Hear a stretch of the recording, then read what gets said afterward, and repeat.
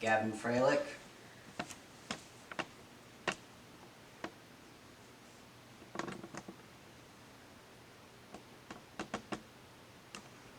Knot tying is a skill that is easy to learn but hard to master. There are hundreds of knots out there, each one with their own purpose and ways of tying them.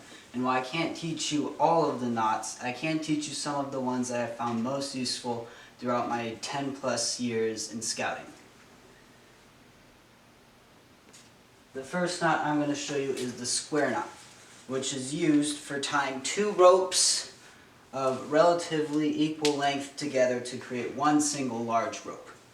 The first step is, with both ropes in your hand, you're going to take the rope in your right hand and fold it over the one in your left. Then you're going to take the rope on the left, which was first in your right, and wrap it around the one on the right. And when you pull it together, you'll know you've done it right when you're able to push, and it should come loose and be able to slide back and forth.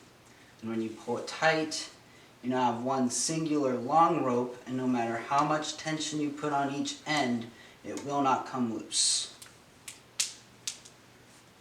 Moving on to the next knot, we have the bowline. Now the bowline gives you one single sturdy loop at the end.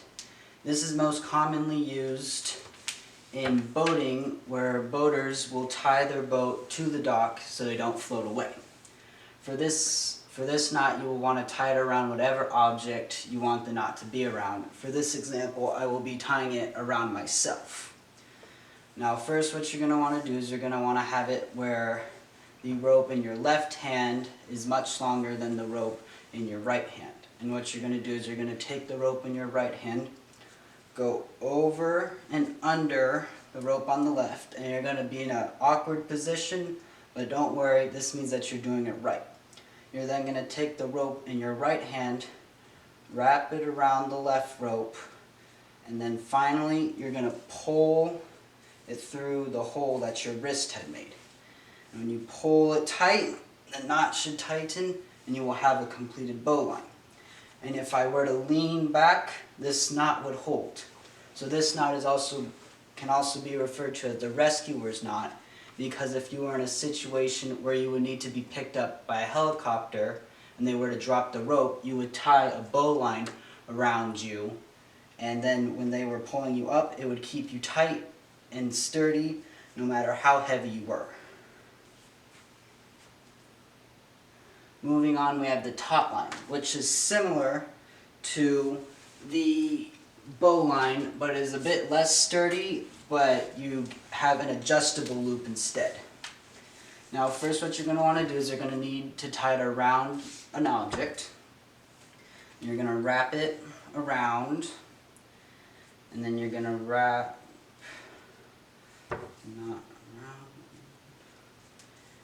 and you're going to have an X on the loop. Now you're going to want to keep your first time around a bit loose, because you will need to put the end of the rope through that hole to keep the knot tight. So you're going to wrap it around once and then go again for a total of twice. And then you're going to take the end of the rope and put it through the loop that you had left. And when you tighten it down, each time you had wrapped it around, that will tighten, and that's how the knot will loosen. So, when it loosens,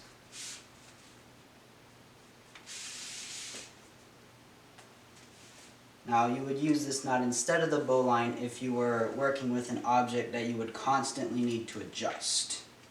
But remember, this is not as strong as a bowline, so you would not want to tie this type of rope if you were in a rescue situation. Moving on to the final knot, we have the clove hitch. Now the clove hitch by itself is not a particularly strong knot, but when used in tandems with other knots like the bowline or the taut line, it can be quite useful. So what you're first going to want to do is you're going to want to, around your object again, wrap around and form an X. Now when you bring it around for the second time, you're going to want to take your rope and make it go through your X. And then when you tighten, it will keep your object tight and sturdy. So if you were to have two bow lines on the end of this knot between 2 points, it would keep this hoop sturdy and in a single place. These are just some of the knots that I have found to be most useful throughout my daily life and while I'm out doing scouting activities. Knot tying is a difficult skill that takes a lot of practice, so keep practicing tying your knots. The more you practice, the better your knots will be. Thank you.